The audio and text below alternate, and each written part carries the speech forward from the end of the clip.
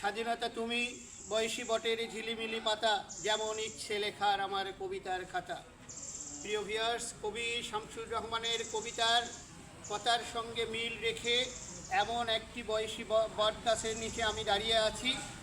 এই বটগাছটি বেতগাড়ি ইউনিয়নের কিসামত শেরপুর নামক স্থানে অবস্থিত। এই বটগাছটি যতটুকু জানা যায় বা এই এলাকায় জনশ্রুতি আসে যে এই বটগাছটি প্রায় 100 বছর বা তার অধিক পুরনো। এই বটগাছটি আপনারা দেখুন, তারপরে আমরা বটগাছটি সম্পর্কে বিভিন্ন বর্ণনা আমি আপনাদের সামনে ইনশাল্লাহ উপস্থাপন করব। দেখুন আপনারা বটগাছটি দেখুন, বেশি না সময় নেই, এদিকে ধরো, এদিকে এদিকে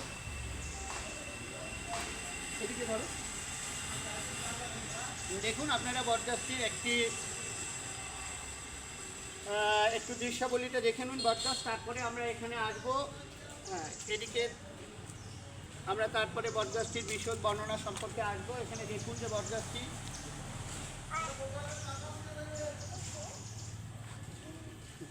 এদিকে দেখ পড়ে যান, পড়ে বটগাছটি দেখুন, দেখুন বটগাছটি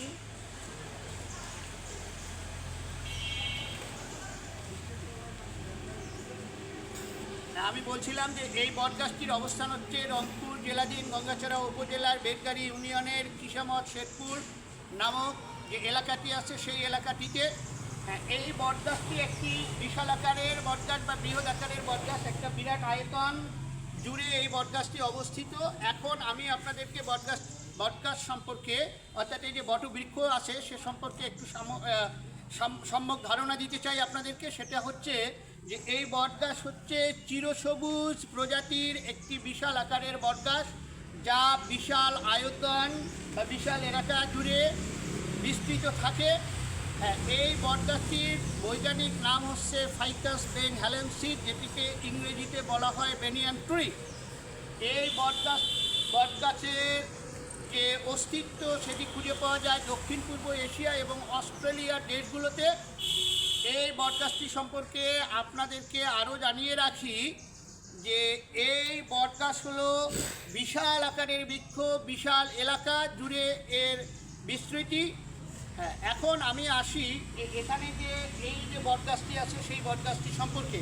আপনারা দেখুন যে এই বটগাছটি থেকে ঝুড়ি বের হয়েছে, সেই ঝুড়ি বের হয়ে মাটির সাথে গেঁথে এখানে স্তম্ভের আকারে দাঁড়িয়ে গিয়ে কাণ্ডে পরিণত হয়েছে, যার ফলে এখানে যে মূল বটগাছটি আছে আপনারা এখানে দেখুন যে এই যে মূল যে বটগাছটি আছে সেই বটগাছটি থেকেই কিন্তু এই বৃহৎ এলাকা বা বৃহৎ যে অংশ জুড়ে বিস্তৃত যে বটগাছটি সেই আয়তন এই বটগাছটি ধারণ করেছে।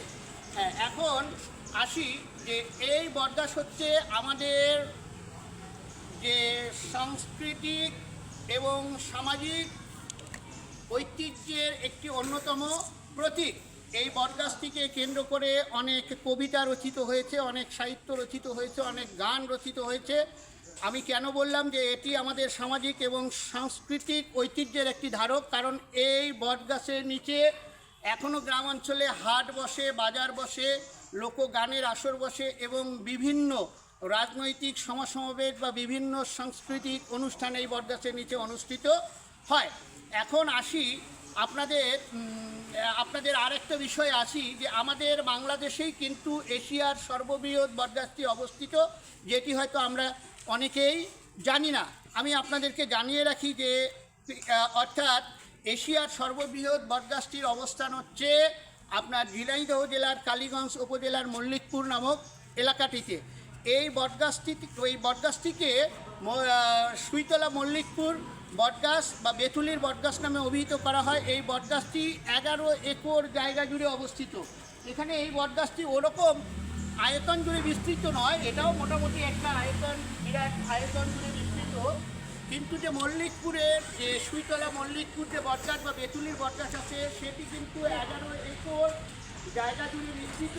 এবং আপনারা শুনে আশ্চর্য হবেন যে ইংল্যান্ড ভিত্তিক যে আন্তর্জাতিক সংবাদ সংস্থা বিবিসি অর্থাৎ ব্রিটিশ ব্রডকাস্টিং কর্পোরেশন 1984 সালে এই যে ঝিনাইদহ জেলার কালীগঞ্জ উপজেলার সুইতলা মল্লিকপুর বটগাছ বা বেতুলির বটগাছটিকে 1984 সালে এশিয়ার সর্ববৃহৎ বটগাছ হিসেবে স্বীকৃতি প্রদান করে। এখানে দেখুন আপনারা যে এই বটগাছটির পাশেই কিন্তু একটি মসজিদ আছে, জামে মসজিদ আছে, যে জামে মসজিদের পাশেই কিন্তু এই যে বটগাছটা যে এলাকা জুড়ে বিস্তৃত, এটি কিন্তু একটু আবার ঈদগাহ মাঠ। এই ঈদগাহ মাঠে বছরে দুবার কিন্তু মুসলমানদের যে পবিত্র ঈদ উল ফিতর এবং ঈদ উল আজহা, যে দুটি পবিত্র ঈদ আছে, সেই ঈদের জামাত বা নামাজ এখানে অনুষ্ঠিত হয়। এই মসজিদকে দেখলেই কাজী নজরুল ইসলামের কবিতা আমার মনে পড়ে যায়, যেহেতু কাজী নজরুল ইসলাম আমার প্রিয় কবি। উনি বলেছেন যে ও আজান ও কি পাপিয়ার ডাক, ও কি চকরির গান, মুয়াজ্জিনের কণ্ঠে ও তোমার ঈশা আহ্বান। হয়তো কিছুক্ষণ পরে এই মসজিদ থেকে সুমধুর কণ্ঠে আজান ভেসে যাবে, তার যে আজানের যে ধ্বনি সেটা প্রতিধ্বনিত হবে এই এলাকায়, এবং মধুর সুরে ডাকবে আল্লাহু আকবার, আল্লাহু আকবার, হাইয়াল আসসালাহ, হাইয়াল আসসালাহ, হাইয়াল আল ফালাহ, হাইয়াল আল ফালাহ। আর এখানে যে আপনারা দেখতে পাচ্ছেন যে এই যে এখানে এটা কিন্তু আবার ঈদগাহ মাঠ, কিন্তু এটা ঈদগাহ মাঠ। যে ঈদগাহ মাঠকে কেন্দ্র করে আমাদের জাতীয় কবি কাজী নজরুল ইসলাম, তার যে বিখ্যাত গান আছে যে ওমন রমজানের ওই রোজার শেষে এলো খুশির ঈদ, তিনি কিন্তু সেখানে বলেছেন যে আজ পড়বি ঈদের নামাজের এমন সেই ঈদগাহে, যে ময়দানে সব গাজী মুসলিম হয়েছেন শহীদ। এই ময়দানকে কেন্দ্র করেই কিন্তু ইসলামের অনেক ঐতিহাসিক যুদ্ধ সংগঠিত হয়েছে, যেখানে যে যুদ্ধে কেউ বিজয়ী হয়ে গাজী হিসেবে ফিরে এসেছেন, আবার কেউ ওই যুদ্ধে শাহাদাত বরণ করার মাধ্যমে শহীদ হিসেবে ইসলামের ইতিহাসে স্বীকৃতি লাভ করেছেন।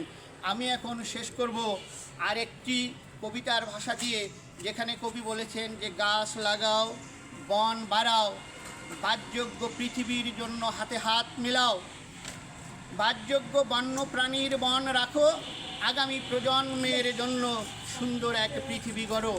প্রিয় ভিউয়ার্স, আমি এই উদাত্ত আহ্বান রেখে বন এবং বনজ সম্পদ রক্ষার আকুল আবেদন জানিয়ে এবং অধিক বৃক্ষরোপণের ওপর জোর দিয়ে অনুরোধ জানিয়ে গঙ্গাচড়া উপজেলার বেদগাড়ি ইউনিয়নের কিসামত শেরপুরের এই ঐতিহাসিক বটগাছের নিচ থেকে বিদায় নিচ্ছি।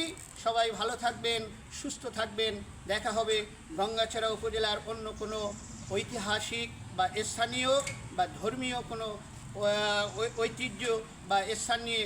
সে পর্যন্ত সবাইকে সবার প্রতি রইল শুভকামনা। আল্লাহ হাফেজ।